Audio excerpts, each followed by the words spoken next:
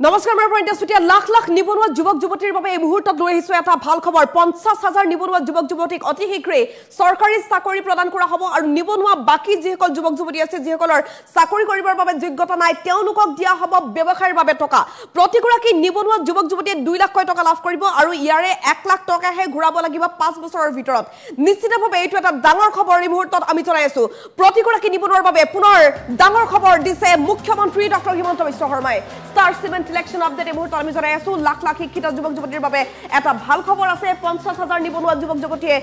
অতি শীঘ্ৰেই লাভ কৰিব চৰকাৰী চাকৰি আৰু তাৰ বাবে সকলো প্ৰস্তুতি সম্পূৰ্ণ কৰিছে ৰাজ্য চৰকাৰে চাকৰি নকৰা আৰু চাকৰি নোপোৱা সকলৰ বাবে আছে ভাল খবৰ যিসকলৰ এলিজিবিলিটি নাই যিসকলে চাকৰি কৰিব নোৱাৰে যোগ্যতা নথকা প্ৰতিগৰাকী নিবনুৱাৰ বাবে এটা ভাল খবৰ যে আত্মনিৰ্ভৰ অসম আঁচনিৰ অধীনত ব্যৱসায় কৰিবৰ বাবে আপোনালোকে পাব চৰকাৰৰ পৰা টকা ব্যৱসায় কৰিব বিচৰা প্ৰতিগৰাকী যুৱক যুৱতীয়ে ২ লাখ টকা লাভ কৰিব অসম চৰকাৰৰ তৰফৰ পৰা ৰাজ্য চৰকাৰে ইতিমধ্যে এই সন্দৰ্ভত সকলো প্ৰস্তুতি সম্পূৰ্ণ কৰিছে বেংকত নোযোৱাকৈ চৰকাৰে এই ধন আপোনাক প্ৰদান কৰিব আপুনি মাত্ৰ অনলাইন যোগে আবেদন কৰিব লাগে চৰকাৰে দিয়া এই ধনৰ দিব নালাগে কোনো ধৰণৰ সুদ নোহোৱাকৈ কোনো গ্যাৰান্টি নোহোৱাকৈ পাব এই ২ লাখ টকা ইফালে ২ লাখ টকাৰ মাত্ৰ ১ লাখ টকাহে ঘূৰাব লাগিব তাকো ৫ বছৰৰ মূৰত আপুনি যেতিয়া সম্পূৰ্ণ এষ্টাবলিছ হৈ যাব আপোনাৰ যেতিয়া ইনকাম হ'ব তেতিয়া তাৰ পৰাই আপুনি এই ২ লাখৰ ১ লাখ টকা ঘূৰালেই হ'ব নিৰ্বাচনৰ পিছতে প্ৰতিটো পৰিয়ালে অৰুণোদয় আঁচনি লাভ কৰিব সেই কথা উল্লেখ কৰিছে মুখ্যমন্ত্ৰী ডক্টৰ হিমন্ত বিশ্ব শৰ্মাই মুখ্যমন্ত্ৰী গৰাকীৰ আজি ডাঙৰ ঘোষণা শিৱদৌল দেৱী দৌলৰ সন্মুখত প্ৰতিজ্ঞা কৰি মুখ্যমন্ত্ৰী ডক্টৰ হিমন্ত বিশ্ব শৰ্মাই প্ৰতিশ্ৰুতি দিছে শপত লৈছে অসমৰ নিবনুৱা যুৱক যুৱতীসকলৰ বাবে অসমৰ ৬২ লাখ পৰিয়ালে অৰুণোদয় পোৱাটো নিশ্চিত কৰিব চৰকাৰে সেই কথাও শপত লৈ উল্লেখ কৰিছে মুখ্যমন্ত্ৰী গৰাকীয়ে লাখ লাখ শিক্ষিত যুৱক যুৱতীৰ বাবে ভাল খবৰ যে শিক্ষিত যিসকল যুৱক যুৱতী আছে ৫০,০০০ যুৱক যুৱতীক দিয়া হ'ব চৰকাৰী চাকৰি আৰু যিসকলে চাকৰি কৰিব নোৱাৰে বা এলিজিবিলিটি তেওঁলোকৰ নাই চাকৰি কৰিব নোৱাৰা বা চাকৰি নোপোৱা সকলৰ বাবে ভাল খবৰ এইটোৱেই যে তেওঁলোকক ব্যৱসায় কৰিবৰ বাবে চৰকাৰে দিব ধন আত্মনিৰ্ভৰ অসম আঁচনিৰ অধীনত ব্যৱসায় কৰিবলৈ টকা দিব চৰকাৰে আৰু সম্পূৰ্ণ ২ লাখ টকা প্ৰতিগৰাকী নিবনুৱা যুৱক যুৱতীক চৰকাৰে দিব বুলি প্ৰতিশ্ৰুতি দিছে মুখ্যমন্ত্ৰী ডক্টৰ হিমন্ত বিশ্ব শৰ্মাই ব্যৱসায় কৰিবলৈ দিয়া সেই ২ লাখ টকাৰ পৰা আপুনি ৫ বছৰৰ ভিতৰতহে ঘূৰাই দিব লাগিব মাত্ৰ ১ লাখ টকা বেংকত নোযোৱাকৈ চৰকাৰে এই ধন আপোনাক দিব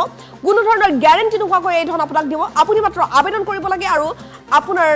একাউণ্টত সোমাব চৰকাৰৰ ধন কোনো ধৰণৰ সুদ দিব নালাগে এই ধনৰ বাবে ২ লাখ টকাৰ মাত্ৰ ১ লাখ টকা ঘূৰাব লাগিব তাকো ৫ বছৰৰ মূৰত অৰ্থাৎ আপুনি এষ্টাবলিছ হৈ যোৱাৰ পাছত আপোনাৰ ব্যৱসায় ভাল চলাৰ পাছত আপুনি টকা ঘূৰালেই হ'ব ৫ বছৰৰ মূৰত মাহে ২,০০০কৈ টকা ঘূৰালেও হ'ব বুলি উল্লেখ কৰিছে মুখ্যমন্ত্ৰী ডক্টৰ হিমন্ত বিশ্ব শৰ্মাই নিৰ্বাচনৰ পাছতে প্ৰতিটো পৰিয়ালে অৰুণোদয় আঁচনিও যে লাভ কৰিব এই কথা উল্লেখ কৰিছে মুখ্যমন্ত্ৰীগৰাকীয়ে অসমৰ মুখ্যমন্ত্ৰীগৰাকীৰ আজি প্ৰতিশ্ৰুতি শিৱদৌল দেৱী দৌলৰ সন্মুখত প্ৰতিজ্ঞা কৰি মুখ্যমন্ত্ৰী ডক্টৰ হিমন্ত বিশ্ব শৰ্মাই প্ৰতিশ্ৰুতি দিলে প্ৰতিগৰাকী অসমৰ যুৱক যুৱতীৰ বাবে অসমৰ ৬২ লাখ পৰিয়ালে যে অৰুণোদয় পাব সেই কথাও চৰকাৰে নিশ্চিত কৰিছে লাখ লাখ শিক্ষিত যুৱক যুৱতীৰ বাবে এই মুহূৰ্তত এটা ভাল খবৰ আমি জনাই আছো শিক্ষিত যিসকল এলিজিবিলিটি থকা যুৱক যুৱতী আছে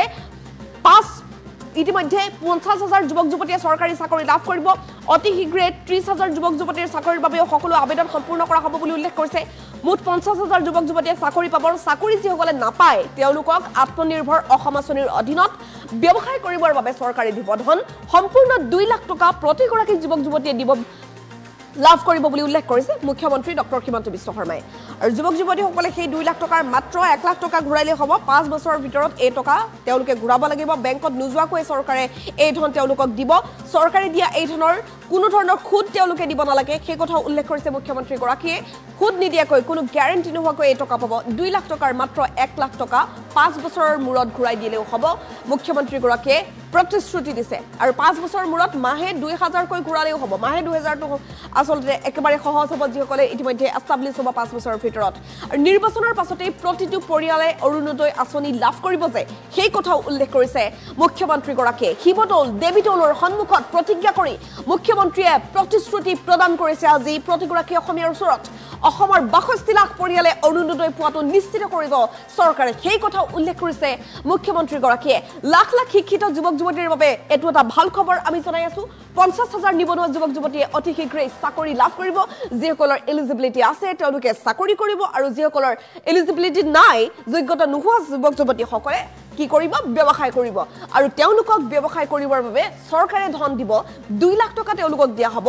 আত্মনিৰ্ভৰ অসম আঁচনিৰ অধীনত ব্যৱসায় কৰিবৰ বাবে চৰকাৰে এই ধন তেওঁলোকক দিব আৰু এই ধনৰ তেওঁলোকে মাত্ৰ আধা ঘূৰাই দিলে হ'ব অৰ্থাৎ 2 লাখ টকা যে পাব 2 লাখ টকাৰ মাত্ৰ 1 লাখ টকা ঘূৰাব লাগিব তাকো লগে লগে নহয় 5 বছৰ পাছত বেংকত নোযোৱাকৈ এই ধন লাভ কৰিব এই শিৱসাগৰৰ ঐতিহ্যমণ্ডিত পবিত্ৰ ভূমিত আকৌ ঘোষণা কৰিছো যে অহা এবছৰৰ ভিতৰত আমাৰ চৰকাৰে আৰু 50,000 ল'ৰা ছোৱালীক চৰকাৰী চাকৰি দিব 1 লাখ দি উঠিলো আৰু 50,000 ল'ৰা ছোৱালীক আমি চৰকাৰী চাকৰি দিম মোৰ মনত এটাই কথা অসমীয়া যুৱক যুৱতীৰ মাজত আশাৰ বন্তি গছি নুমাই যাব নালাগে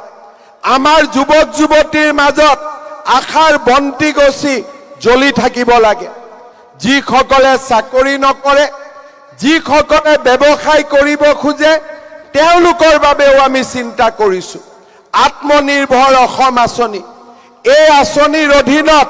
যিসকল যুৱক যুৱতীয়ে চাকৰিৰ পৰিৱৰ্তে ব্যৱসায় কৰিব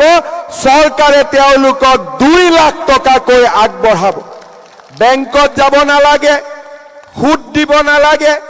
2 লাখ টকাৰ মাত্ৰ 1 লাখ টকা আমাক ঘূৰাই দিব তাকো 5 বছৰৰ পিছত মাহত মাত্ৰ 2000 টকা কৰি 1 লাখ টকা ঘূৰাই দিব নালাগে সুদ দিব নালাগে আজি আমি চাকৰিয়ে হওক বেহা বেপাৰ হওক আজি অসমত আন্দোলন নাই আজি অশান্ত পৰিবেশ নাই ল'ৰা ছোৱালীয়ে ৰাতি গধূলিলৈকে ব্যৱসায় কৰিব পাৰে দোকান খোলা ৰাখিব পাৰে আজি অসমৰ পৰিবেশ পৰিৱৰ্তন হৈছে শ্ৰদ্ধাৰ ৰাইজ যোৱা ইলেকশ্যনৰ আগতে আমি ৰাইজক কৈছিলো যে দুখীয়া আৰু মধ্যবিত্ত মানুহৰ লগত বিজেপি চৰকাৰ থিয় হ'ব আমি কৈছিলো যে অৰুণোদয় আঁচনি আনিম মানুহে আমাক হাঁহিছিলে যে বেংকত এনেকে 830 টকা পাব পাৰেনে আমি কৈছিলো নহয় আমি কৰি দেখুৱাম আৰু আজি আপোনালোকে দেখিছে অসমৰ 30 লাখ মহিলাই প্ৰতি মাহে বেংকত 1250 টকাকৈ লাভ কৰে আজি মই আপোনালোকৰ আগত আকৌ ঘোষণা কৰিছো অখিল গগৈ গৌৰৱ গগৈ মিছা বুলি ক'ব কিন্তু শিৱদল দেৱীদলৰ আগত মোৰ মিছা কথা কোৱাৰ সাহস নাই শ্ৰদ্ধা ৰাইজ আজি মই আকৌ ঘোষণা কৰিছো যে এই ইলেকশ্যনৰ পিছত অৰুণোদয় আঁচনি প্ৰত্যেক ঘৰে ঘৰে পাব এই আঁচনি মই আজি এই কথা আপোনালোকক ঘোষণা কৰিছো শ্ৰদ্ধা ৰাইজ ঘৰে ঘৰে পাব এজন দুজনে নহয় অসমত 62 লাখ ঘৰ আছে আৰু 62 লাখ পৰিয়ালে অৰুণোদয় আঁচনি লাভ কৰিব এই প্ৰতিশ্ৰুতি মই আজি আপোনালোকক দিব খুজিছো এই শিৱসাগৰৰ ঐতিহ্যমণ্ডিত পবিত্ৰ ভূমিত আকৌ ঘোষণা কৰিছো যে অহা এবছৰৰ ভিতৰত আমাৰ চৰকাৰে আৰু 50,000 ল'ৰা ছোৱালীক চৰকাৰী চাকৰি দিব 1 লাখ দি উঠিলো আৰু 50,000 ল'ৰা ছোৱালীক আমি চৰকাৰী চাকৰি দিম মোৰ মনত এটাই কথা অসমীয়া যুৱক যুৱতীৰ মাজত আশাৰ বন্তি গছি নুমাই যাব নালাগে আমাৰ যুৱক যুৱতীৰ মাজত আশাৰ বন্তি গছি জ্বলি থাকিব লাগে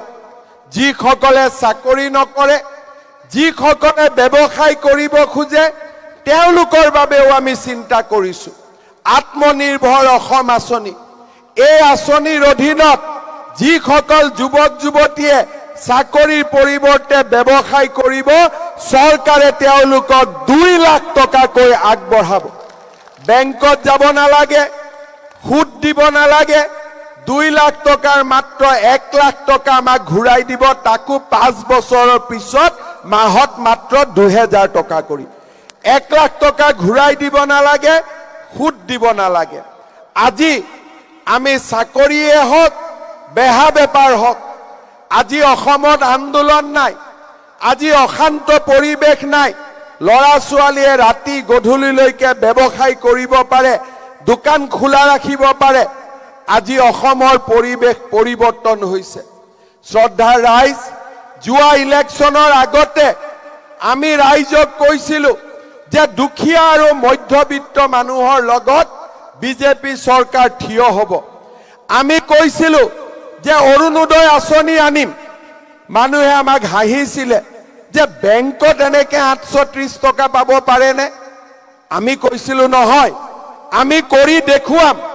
আৰু আজি আপোনালোকে দেখিছে অসমৰ 30 লাখ মহিলাই প্ৰতি মাহে বেংকত 1250 টকাকৈ লাভ কৰে। আজি মই আপোনালোকৰ আগত আকৌ ঘোষণা কৰিছোঁ, অখিল গগৈ, গৌৰৱ গগৈয়ে মিছা বুলি ক'ব, কিন্তু শিৱদল দেৱীদলৰ আগত মোৰ মিছা কথা কোৱাৰ সাহস নাই। শ্ৰদ্ধা ৰাইজ, আজি মই আকৌ ঘোষণা কৰিছোঁ যে এই ইলেকশ্যনৰ পিছত অৰুণোদয় আঁচনি প্ৰত্যেক ঘৰে ঘৰে পাব। এই আঁচনি মই আজি এই কথা আপোনালোকক ঘোষণা কৰিছোঁ। শ্ৰদ্ধা ৰাইজ, ঘৰে ঘৰে পাব, এজন দুজনে নহয়। অসমত 62 লাখ ঘৰ আছে আৰু 62 লাখ পৰিয়ালে অৰুণোদয় আঁচনি লাভ কৰিব। এই প্ৰতিশ্ৰুতি মই আজি আপোনালোকক দিব খুজিছোঁ।